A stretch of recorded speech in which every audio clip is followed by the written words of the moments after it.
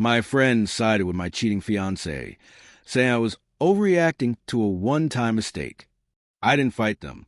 I just evicted the two friends living in my rental property and blocked the rest. I 29 male am a structural engineer with a pretty laid-back attitude, or at least I used to be before my life turned into a cautionary tale about the dangers of unchecked generosity. I also had a fiancé who I was supposed to marry this coming October, and a group of best friends who I thought were my brothers. We were a tight circle of 6. We did everything together. Turns out, the only thing tight about that circle was the noose they were helping my fiancé wrap around my neck. To understand the sheer level of audacity involved here, you need the layout of my life. I live in the upper unit of my duplex. 2 of my best friends, let's call them Tenant A and Tenant B, live in the lower unit. Because I valued our friendship over profit, I charged them about 40% of the market rate. I'm talking dirt cheap for a renovated place in a trendy neighborhood. We didn't have a written lease, just a handshake agreement we made 3 years ago because I trusted them. I wanted my boys close. On top of that, I hold the keys to the beach house. Every Memorial Day, Labor Day, and random summer weekend, the whole group goes down there on my dime. I cover the utilities, the boat gas, the repairs, and usually the bulk of the groceries. I like being the provider. It made me feel good to share my luck with the people I cared about. That luck ran out on a Tuesday.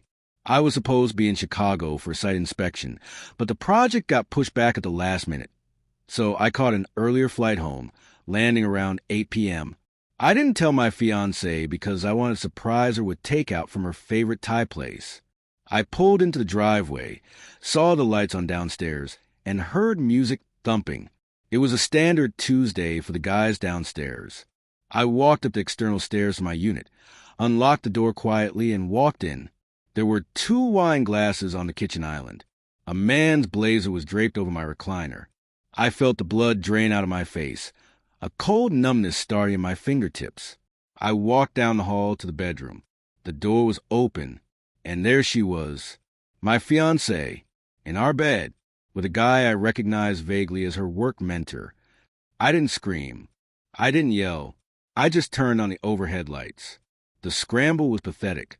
The mentor fell out of bed trying to find his pants. My fiancée screamed, pulling the sheet up, looking at me with wide, terrified eyes that quickly shifted to something darker, annoyance. I told the guy to get out. He didn't need telling twice. He grabbed his pile of clothes and bolted past me. My fiancée sat there, chest heaving, and had the nerve to say, "You weren't supposed to be home until Thursday." I told her to pack a bag and leave. She snapped back, "I'm not going anywhere. This is my home, too. My name is on the mail." I reminded her that her name wasn't on the deed or the mortgage. She had residency rights, sure, but if she didn't leave that night, I told her I was going to make her life miserable until the legal eviction process concluded. She huffed, grabbed a bag, and stormed past me, yelling that she was going downstairs to Tenant A and Tenant B's place, and that we'd talk when I calmed down. That's when the second pin dropped. She went downstairs. I stood there for a moment, letting the shock settle. Then I followed. I stood on the landing outside the downstairs unit and listened. I could hear them talking, not shouting, laughing. I heard my fiancée say, "He's such a drama queen. It happened one time. He needs to get over it." Then I heard Tenant A, "Don't worry. He's just shocked. We'll talk him down. He's not going to throw away the wedding over this. Plus, we have the beach trip next month. He can't cancel that." Tenant B chimed in, "Yeah, he just needs to cool off. You stay here tonight. We got you." They knew. The realization hit me harder than the sight of her in bed with another man. My tenants, my beneficiaries, the guys I was practically subsidizing to live a city lifestyle on a rural budget. They weren't just comforting a friend. They were managing a situation to ensure their gravy train didn't derail. They were perfectly comfortable accepting the cheating, as long as it didn't mess up their summer plans. I walked back upstairs, sat on my couch, and stared at the wall. My phone started blowing up 5 minutes later in our group chat. Tenant A texted, "Bro, come downstairs. Don't do anything rash."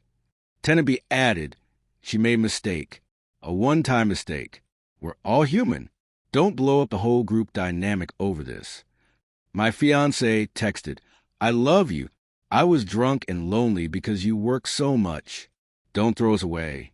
Even another friend in the group, let's call her the enabler, texted, Opie, you need to listen to them. Marriage is about forgiveness. You're overreacting if you think this is a deal breaker. It was just sex. They were swarming me, minimizing the betrayal, gaslighting me into thinking I was the problem for having boundaries. They were terrified, not for my broken heart, but for the fracture in their social calendar. I didn't reply. I sat there until the sun came up, fueling myself with a dark, cold rage. I realized that if I fought them with emotion, they would win. They would wear me down using friendship as a weapon. So I decided I wasn't going to be their friend anymore. I was going to be their landlord. The next morning, I called out of work. I needed the day to set the board. The first thing I did was call a locksmith. I had the locks on my unit changed by 10 a.m. I packed my fiancé's remaining things into heavy-duty trash bags and put them in the garage. Then I drove to the office of a real estate attorney I've used for work, consulting to verify my standing with the guys downstairs. Since we had no written lease and just a handshake with Venmo payments, the lawyer confirmed it defaulted to a month-to-month tenancy. I could terminate for no cause with a 30-day notice. I mentioned I had found their unit listed on Airbnb last month, which violated our verbal agreement, but the lawyer said the 30-day notice was cleaner. It gave them no wiggle room to cure the violation. We just end it. I had him draft notices, plus a cease and desist from my fiancée regarding contact and trespassing. I went home to find the group chat still active. They were planning an intervention for me at 6 p.m. with pizza to hash this out. I ignored it. At 5:55 p.m., I heard them coming up the stairs. Tenant A, Tenant B, my fiancé, and the enabler. They tried the door, found it locked, and started yelling for me to open up. I opened the door, but blocked the path. Tenant B held up a pizza box and asked if they could come in because it was cold. I said no. My fiancée stepped forward with tears in her eyes, tears that looked practiced. She started the speech about how she made a one-time mistake and asked if I was really going to throw away 5 years because she slipped up. I told her it wasn't a slip, it was a choice. Then I looked at the guys and told them that my boys wouldn't cover for a cheater, and they wouldn't call my self-respect overreacting. Tenant shouted that they were just trying to save my relationship. I pulled the envelopes from behind my back and handed them the notices. I told them, you have been served. Your tenancy is terminated. You have 30 days to remove yourselves and your belongings. Since you don't have a lease, I'm ending it. The silence was deafening. Tenant B stammered that they lived there and were my boys. I told them they had 30 days, and if they weren't out by noon on the 16th, I would file for formal eviction with the sheriff, which would go on their permanent record. My fiancée screamed that I couldn't kick them out and called me an abusive narcissist. I corrected her, telling her I was being a landlord.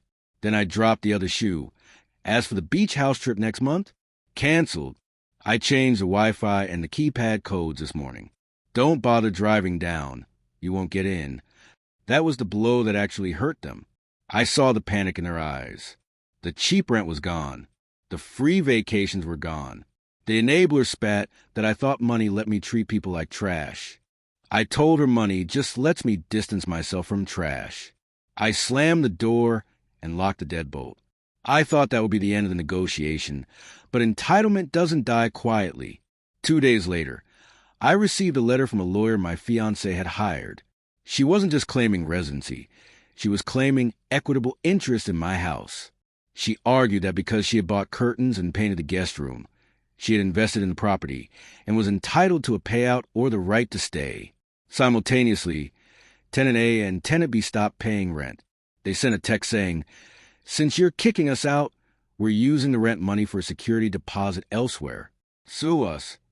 They thought they had checkmated me. They assumed I would be too scared of legal fees or too tired to fight. My lawyer laughed at my fiancé's claim. Common law marriage isn't recognized in our state, and sweat equity requires substantial contribution, not a gallon of paint and some drapes. We responded with a counteroffer.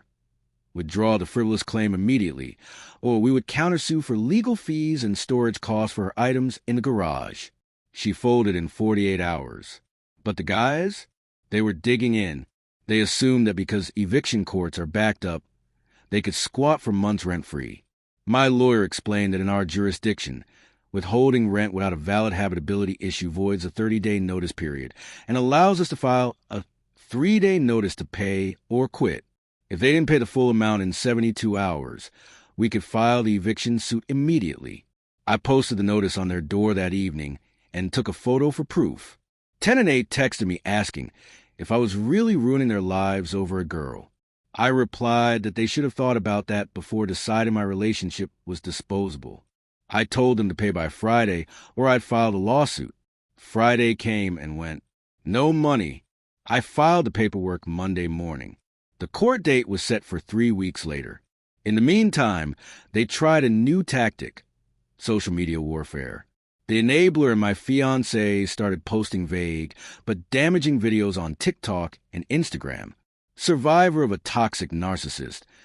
My fiancé posted, "Crying to the camera.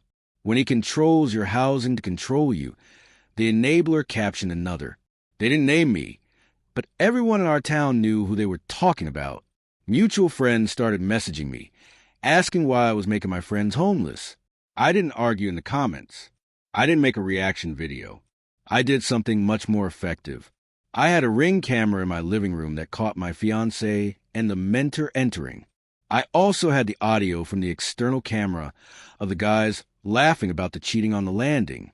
I didn't post the footage of the affair. That feels wrong. But I posted the audio clip of Tenant A and Tenant B. I captioned it simply, "For everyone asking why I evicted my tenants, I came home to find my fiancé cheating." These are my best friends discussing it 5 minutes later, laughing about how they needed to manipulate me so they wouldn't lose their free beach house trips. I don't harbor snakes. The fallout was nuclear. The video circulated locally. Their woe is me narrative collapsed instantly. People hate cheaters, but they hate fake friends even more. Their comment sections were flooded with clown emojis. As the court date approached, the reality set in. Tenant A and Tenant B realized I wasn't bluffing. They started panicking and tried to pay the back rent 2 days before the hearing. Tenant B texted that they had the money and would Venmo me if I dropped the case. I told them it was too late. The lease was terminated. I didn't want their money. I wanted possession of my property. The hearing was short. The judge looked at the text where they admitted to withholding rent to use for a deposit elsewhere. Judgment for the plaintiff. Possession of the property granted immediately. Defendants had 48 hours to vacate, or the sheriff would execute the writ of possession. They were also ordered to pay back rent plus court costs. They looked stunned standing there in their cheap suits, realizing their entitlement had just cost them their home and their credit score. As we walked out, I told them I'd have a deputy there in 48 hours to ensure they didn't take the copper wiring. Move-out day was grim. I paid an off-duty deputy to stand in the driveway, arms crossed, just watching. It was worth every penny to ensure no accidental holes were punched in the drywall. The guys looked exhausted as they threw their furniture into a U-Haul. Tenant A tried to approach me once, voice cracking, saying they messed up and asking for mercy because they had to stay in a motel. I didn't look up from my clipboard. I told him he prioritized the beach house over my dignity, gambled, and lost. This was the consequence. They drove off. I went downstairs. The place was dirty, scuffed, and smelled like stale beer, but it was mine again. My fiancée tried one last Hail Mary, showing up at my work to make a scene in the lobby, cry about how she missed me and how the mentor dumped her the moment things got real. Security escorted her out while I watched from the window. It's been 6 months now. The downstairs unit is rented to a traveling nurse and her husband. They pay full market rate, are quiet, and signed a strict 12-month lease. The extra income covers my mortgage entirely. Tenant A and Tenant B are living in a cramped apartment 40 minutes out of town, the only place that would take them with an eviction filing. The friend group fractured completely. I blocked the enabler too. I went to the beach house alone for the 4th of July. I sat on the deck, looking out at the ocean, drinking a beer I bought with my own money, in a house that was peaceful. It was lonely for about an hour, but then the relief washed over me. I realized I hadn't lost friends. I had lost parasites. I had been carrying the weight of 6 people for years, thinking it was camaraderie. The real revenge wasn't the eviction or the court judgment. It was a look on their faces when they realized that without me, their lifestyle collapsed. They felt entitled to my resources, my forgiveness, and my home. They thought I was a pushover who would swallow betrayal just to keep the group chat alive. They found out that the nice guy is only nice until you try to play him for a fool.